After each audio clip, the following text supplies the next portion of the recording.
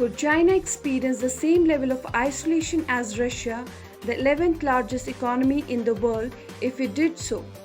Russia is not like China. To put things in perspective, compare the latter's GDP, which is $1.4 trillion, to China's. 10 times less people live in Russia. In actuality, it would not change in size even if the economies of Korea, Brazil, Australia, Spain, Mexico, Canada, Italy, and France were combined. Russian isolation is perhaps far more significant. China, where 13% of its exports are purchased, is its biggest export market. Additionally, half of its top 8 customers may be considered to be, if not allies, at least friendly. The United States accounted for just 5% of its imports.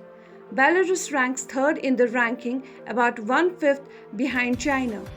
Now contrast that with China's top exporting countries. You will observe first of all that the United States receive a full one-sixth of all foreign aid. Furthermore, since many Chinese goods are exported again, Hong Kong, which came in second place, is where the actual figure is most likely far higher. Japanese and South Korean allies of the United States are immediately below Hong Kong. German, Dutch, and British NATO partners also scored slightly lower. China is therefore considerably more reliant on the United States and her allies. However, overall commerce only provides a very rough indication of how dependent two nations are on one another. The items being traded for one are quite important. To state the obvious, cost accounts for the majority of the current flow of products. Additionally, expenditures are determined by the current situation. Most trade would simply be reorganized and rerouted if those conditions altered. It won't completely disappear. Consider trade to be like a Steve's road system. Sure, you can close off a street, but the traffic will just find an alternate path. Any disturbance will have an impact on the entire city and lead to some congestion, but gradually a new balance will be reached. Sanctions, tariffs, trade conflicts, and bans are not always as disastrous as they may appear. Everything depends on what is being exchanged. We may fairly assume that China will always have access to a cellar, even though copper, soybeans, iron, and oil are among of its greatest imports by value. Moreover, they are not just commodities. Many were taken aback by the extent of international collaboration in the wake of US sanctions against Russia.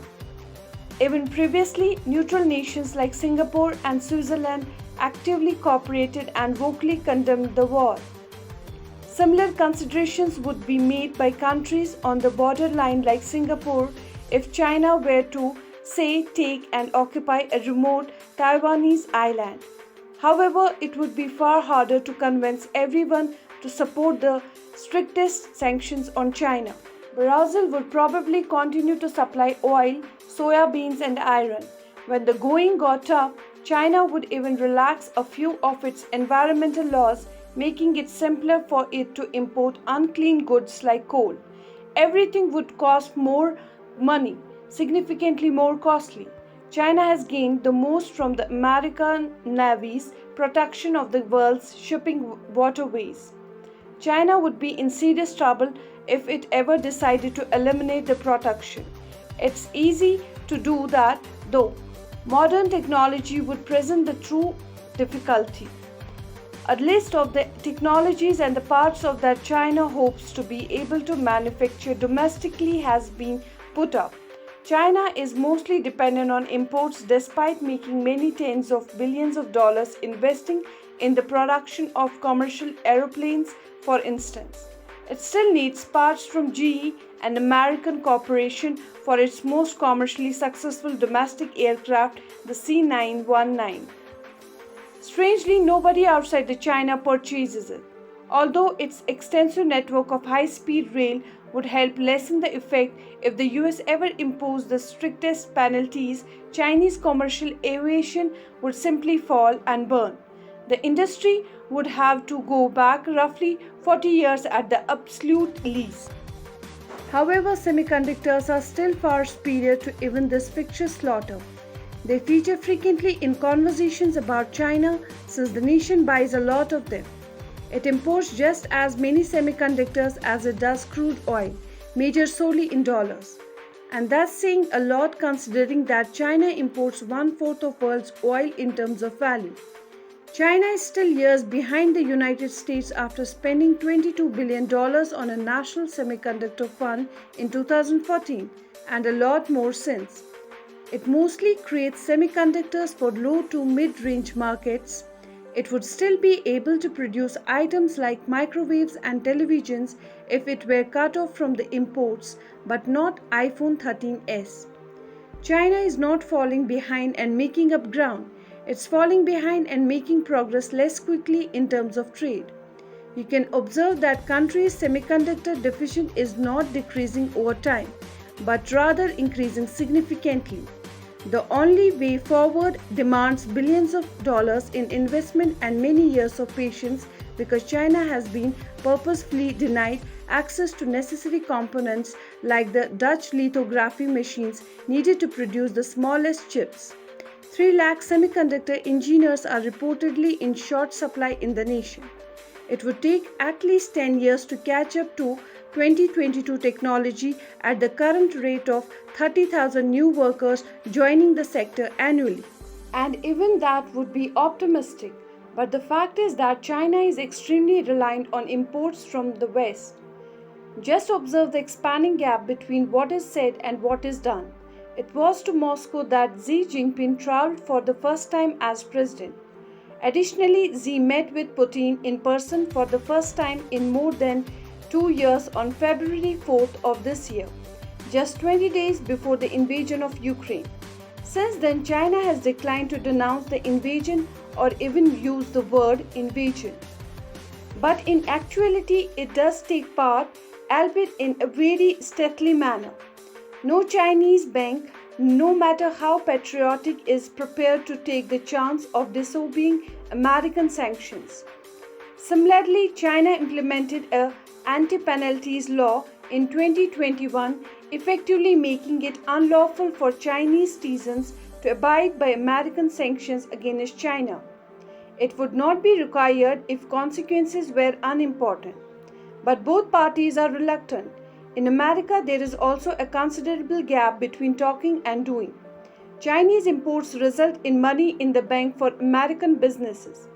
After being put together into finished goods, many Chinese imports are transported to the United States. Apple, the second largest public business in the world by market cap, is not far behind, with 1/4 of its revenue coming from China. There would be a loss of at least $80 billion and 125,000 jobs if China were fully cut off from the American semiconductor industry. In addition to losing sales, these businesses depend on China to achieve their economies of scale. If they lost half of their unit sales, you may anticipate that they would no longer be a competitive on a worldwide scale. The end of American control over the most advanced high-tech would result from such an extreme action. American businesses are exposed to risk in China totaling over $400 billion. The so-called decoupling would reduce the American GDP by an estimated 2%. In contrast, Chinese businesses in the US only bring in roughly a third as much money. Nothing compares to the relationship between the United States and China. Each will inevitably take steps to become more independent. Diversifying their supply networks is already happening for several American businesses. Likewise, sanctions have already been imposed on Huawei, ZTE, and Hong Kong government officials. However much the leaders of any nation may try to deny it, decoupling will be a gradual and tough process that will almost definitely never be finished. A complete trade blockade, which is itself a kind of war, would be necessary for the most severe penalties. Similar to what the US did to Russia, seizing China's foreign exchange would be unimaginable. Indeed, concessions are made for even Russia, allowing it to export oil to Europe and fertilizer to the rest of the globe. But we have not yet talked about one trump card in particular. China has access to the majority of the so-called rare earth elements, which are needed to make practically any modern technological product from the cell phones to F-35s. So guys, this was for today. Give us your thoughts on this in the comment section, and if you appreciate our content, please hit the like button and subscribe to our channel. Share this video with your family and friends. We will meet soon in a new video. Thank you. Jai Hind.